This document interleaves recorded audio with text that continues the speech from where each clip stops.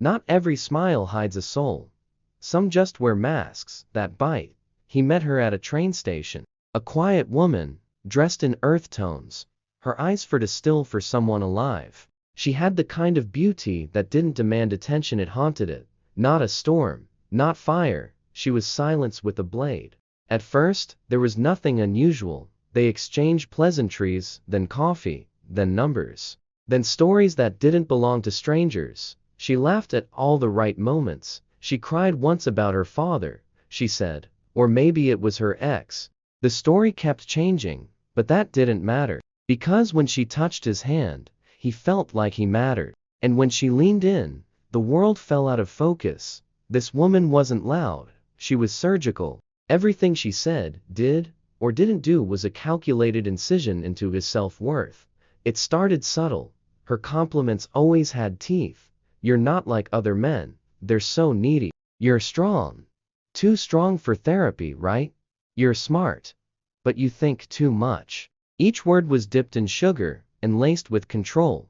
Weeks passed. Then came the shadows. She started to disappear. Emotionally first, then physically. Texts unanswered. Calls missed. Mood swings that didn't swing, they crashed. When he'd ask what's wrong, she'd smirk. Nothing, you're just too sensitive. Classic gaslighting, the kind that Jung warned about. The disguised shadow. Projected. Reversed. Weaponized. He didn't realize she wasn't loving him, she was studying him. The way a cat studies a mouse before the kill. Jung once said, the meeting of two personalities is like the contact of two chemical substances. If there is any reaction, both are transformed. But this wasn't transformation. This was deconstruction. She didn't want to build love, she wanted to mirror power. Jung believed that some women, not all, but some, develop what he called an overgrown animus, a masculine psyche twisted by suppression, pain, or ego. Instead of nurturing, she conquers. Instead of bonding, she dominates. And the man she finds? He's not a partner. He's a canvas. For projection. For control. For revenge against someone who came before him. Soon, he stopped smiling, stopped seeing friends, stopped trusting his instincts. The ones she said were too paranoid. He began to apologize for things he didn't do. He thought he was being toxic. But really, she was planting those thoughts like landmines in his head. That's the genius of the psychologically sophisticated manipulator. They don't attack your body. They twist your self-perception until you do it for them. And when you break, they smile and say, I knew you were weak. One night, he asked her, do you even love me? She paused, long enough to shatter something. Then she said, I love the version of you that doesn't question me. That's when he knew, this wasn't love, it was submission wearing lipstick. Jung called it the possession of the feminine shadow, when a woman, burdened by her own unhealed trauma, no longer seeks intimacy, she seeks dominion. Some do it to feel safe. Some do it to feel superior, but all of them consciously or not become architects of psychological warfare. And the worst part, she didn't see herself as cruel. In her mind, he was the unstable one. He was overreacting. The world had hurt her and now, someone had to pay. That night, she left. No goodbye. No closure. Just silence. But she didn't walk out of his life. She walked deeper into his mind. As a wound with legs. He never saw her again, but he still thinks of her when it rains. Not because he misses her, but because he misses who he was before her. Before she ever hurt him, she was a little girl who trusted everyone. She wasn't born cruel. She became it quietly, invisibly, like metal under years of pressure, shaped into something cold and sharp. Jung said the shadow doesn't appear out of nowhere. It's born when truth is buried, when pain isn't allowed to speak. And for some women, that silence starts early. Maybe it was a father who disappeared, or worse, one who stayed but wasn't there. Maybe it was a mother who taught her that being strong meant never showing weakness. Or maybe it was a world that applauded her beauty but ignored her bruises. She learned that being soft meant being shattered, so she built walls. But not the kind you see, the kind you fall into, without realizing. She became the girl who didn't cry when she was bullied, didn't complain when boys used her and left, Didn't speak up when her heart broke, she just hardened. People admired her independence, but they didn't see the price, because somewhere inside that girl, love became a liability. She didn't trust it, didn't believe in it, she only believed in control. Jung believed when emotions are repressed instead of faced, they mutate. The loving woman becomes the strategic seductress, not to attract, but to disarm, not to connect, but to consume. The feminine shadow isn't just rage or jealousy, it's manipulation wrapped in vulnerability, the kind that makes a man feel like a hero while quietly making him bleed. She learned how to read men like books, knew when to cry, when to pull back, when to lean in. She had mastered the choreography of chaos, and men, they didn't see the warning signs. Because they were raised to protect, to provide, to prove, they mistook her brokenness for depth, her mystery for magic. One after another, they fell, and each one that fell proved her worldview right. Love isn't real. Men are weak. Trust gets you killed. So she kept doing what worked: seduce, confuse, discard, again and again. But deep down in a place even she couldn't admit existed, she wanted someone to stay, to see past the armor, to love what was real, not the role. But every time someone got close, panic set in, because closeness meant vulnerability, and vulnerability was how she got hurt the first time. So she destroyed what she craved. She burned bridges before anyone else could light a match. Jung wrote, "People will do anything, no matter how absurd, to avoid facing their own soul," and that's what she did. She avoided herself by controlling everyone else. This wasn't just her story, this is the story of many women, the ones who wear strength like steel, but heart like glass. They walk through life feared, envied, misunderstood.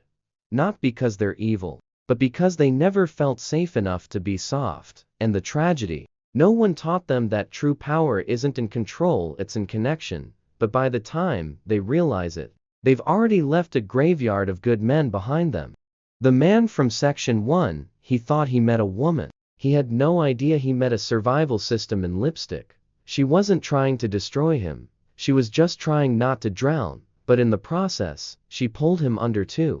He knew something was off the moment he met her. She wasn't peaceful, she was a fire dressed as a human, but still, he walked straight into the flames. Why? Because the chaos felt familiar, not love at first sight, but recognition. He didn't fall for her, he fell for the part of himself he had buried. Jung called it projection. When a man doesn't know who he is, he ends up loving someone who mirrors his hidden world, even if that mirror is cracked. She reminded him of every unfinished part of himself, his fear, his emptiness, his desperate need to feel alive even if it came with pain. She gave him pain. He mistook it for passion. He didn't love her, he worshipped her. Because she fit the image in his head, the dream woman, mysterious, damaged, unreachable.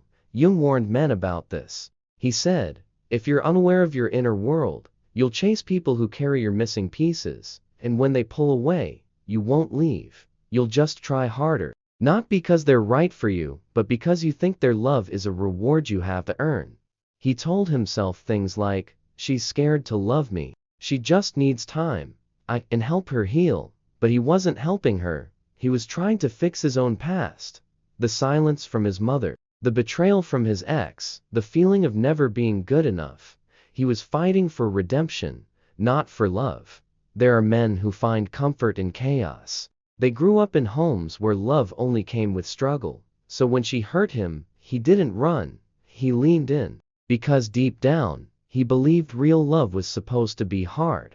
She became an addiction, not because she made him happy, but because she gave him a role to play. Without her, he felt empty. He thought he was choosing her, but really, he was just running from himself. Jung once said, until you make the unconscious conscious, it will direct your life, and you will call it fate.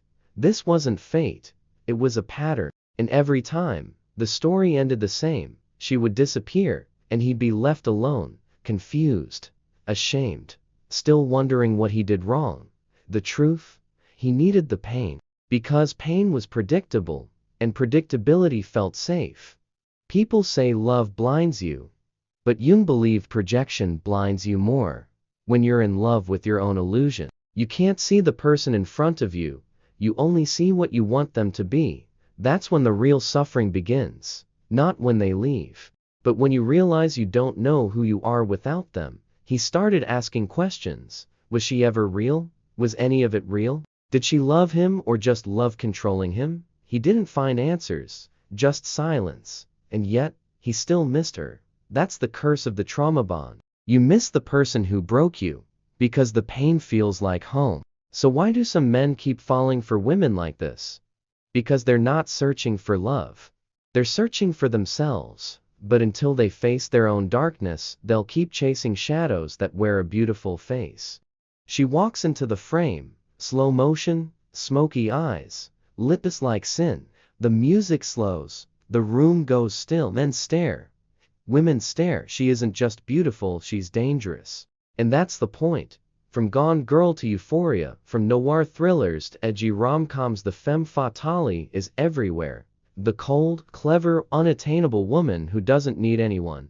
And when she does love, it's violent, all-consuming, and fatal, and we eat it up. Jung would call her a cultural shadow projection. She's not a person, she's an idea. A walking symbol of mystery, power, rebellion, and untouchability.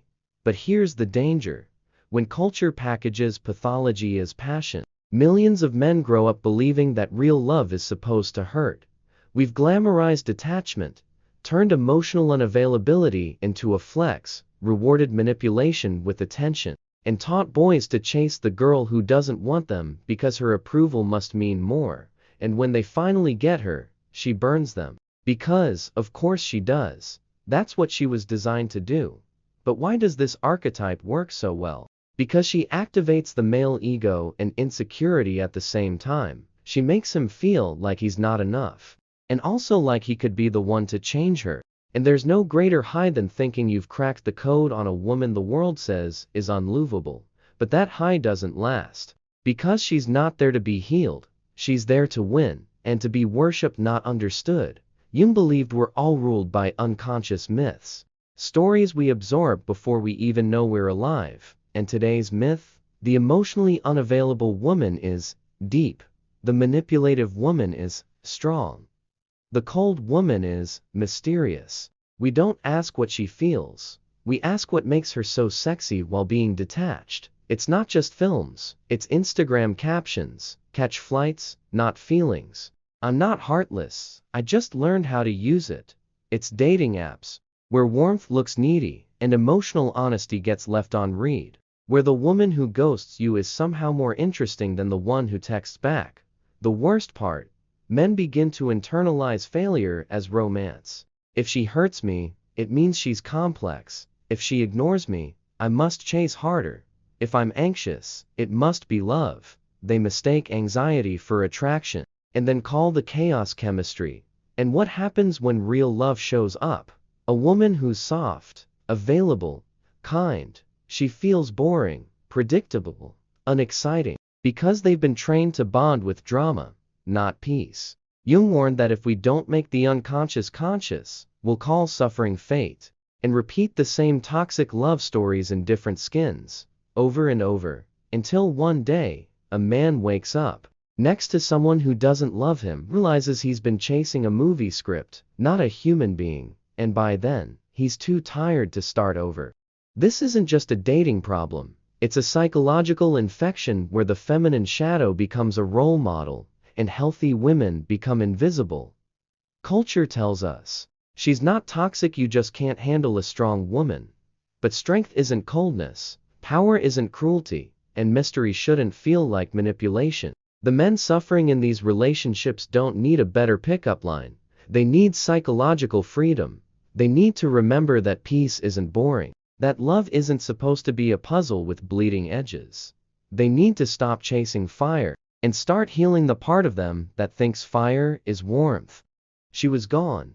No texts, no calls, no explanation, just absence, the kind that doesn't echo.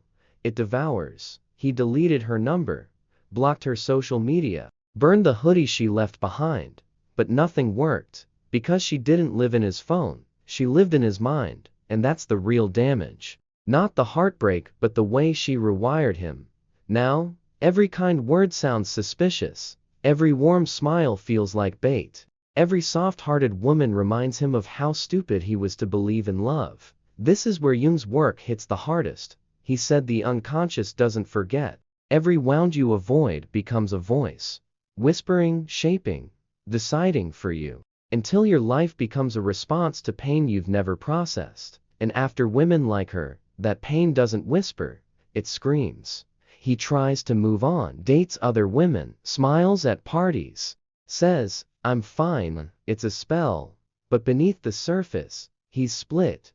Part of him is still searching for her, not the real her, but the phantom of her, the drama, the intensity, the illusion of love disguised as chaos. The other part wants peace, wants to trust again, wants to heal, but peace feels foreign, and trust feels stupid. And healing feels like betrayal, like letting her off the hook. He can't sleep, keeps playing old conversations in his head, trying to find the exact moment it all started unraveling. Maybe it was when she flinched at intimacy, maybe when her story stopped adding up, maybe when he first ignored his gut. Because love, real love, was supposed to be unconditional, right? But Jung said, people will do anything, no matter how absurd, to avoid facing their own soul, and that's what he's doing now. Rerunning pain, because it's easier than asking the real question. Why did I allow it? It starts to dawn on him slowly, violently. She didn't steal his peace. He gave it to her, piece by piece, red flag by red flag. He gave it because he thought love meant loyalty, even to his own destruction. He gave it because his inner child believed that if he was just good enough, he'd finally be chosen. He gave it because no one ever told him that love shouldn't feel like war. And here, in this brutal silence, he faces what Jung called the individuation process, the death of illusions, and the birth of a self that's whole. It doesn't start with revenge, or rebounds, or pretending you're over it. It starts with owning your shadow, looking at the part of you that needed her, craved her, obsessed over her. Not to blame yourself, but to free yourself, because if you attracted her you carry the wound that welcomed her, and that wound needs truth, not her apology. Healing isn't poetic. It's ugly. It's 3 a.m. breakdowns. It's writing letters you'll never send. It's realizing that closure is a myth and the only way out is through. But it's also power, because once you've seen your darkness, no one can use it against you again. One day, he walks past a woman who reminds him of her. Same smile, same vibe, same fire. But this time, his body doesn't flinch, his soul doesn't chase. He just keeps walking, not because he's cold, but because he's finally warm from within. That's what individuation feels like. Not perfection, but presence. Not forgetting, but forgiving yourself for forgetting yourself. He doesn't hate her. He sees her clearly now, not as a villain, but as a mirror, a test, a teacher, a turning point. And that's how the haunting ends, not when she disappears, but when he reappears. He no longer dreams of her, not because he hates her, not because he forgot her, but because he finally understood her. And more importantly, he understood himself. This is what Jung called the integration of the anima. When the man stops chasing the illusion of the perfect woman and starts listening to the woman within, not in a mystical way, in a deeply psychological, raw, human way. Every man has an inner feminine, not pink or soft or romantic, but intuitive, emotional, imaginative, spiritual, and when he disowns it, he looks for it in women, often in the wrong women, women who manipulate it, exploit it, turn it into a leash. But when he reclaims it, he stops chasing and starts choosing. He stops being consumed by love and starts creating it. The integrated man doesn't need a woman to feel whole, which is why the right woman can finally reach him, because he's not offering her a wound, he's offering her a soul. He doesn't fall for drama. He recognizes it as pain in a pretty dress, and he doesn't try to fix broken people who refuse to heal, not out of cruelty, but out of self-respect. Jung said, The privilege of a lifetime is to become who you truly are. And who is he now? Not the man who flinches when love feels safe. Not the boy who mistakes silence for strength. Not the victim of a woman's shadow. He's a man who's walked through hell and didn't come back empty-handed. He came back with boundaries, with discernment, with a heart that opens by choice, not desperation. Now, when he meets a woman, he watches. Not with fear, but with clarity. Does she love from fullness, or does she feed from emptiness? Is she mysterious because she's layered, or because she's hiding something? Is her power grounded in presence, or built on control? These aren't judgments, they're survival. He used to crave women who broke him. Now, he craves peace and refuses to apologize for it. He used to think love was earned by proving himself. Now, he knows love is offered freely, or it isn't love. He used to think protecting her was strength. Now, he knows protecting himself is too. The journey broke him. But that's what real transformation requires. A death, a burial, rebirth. And now, he doesn't walk into love empty. He brings all of him, shadow included. Because he knows the man who owns his shadow can't be manipulated by someone else's. Jung never said the anima was evil. He said it was misunderstood. It's not the chaotic woman, it's the forgotten parts of you that are starving for expression. When you meet them, you stop projecting them, and when you stop projecting, you finally see people as they are, not as symbols in your story. He doesn't hate her anymore. He thanks her silently, not for the pain, but for the mirror, because she didn't just show him what to avoid. She showed him what was missing inside. Now that he's whole, he doesn't need another half. He's not looking for completion. He's looking for connection, and that's when love finally arrives. Quiet, steady, real, not as a storm, but as a home.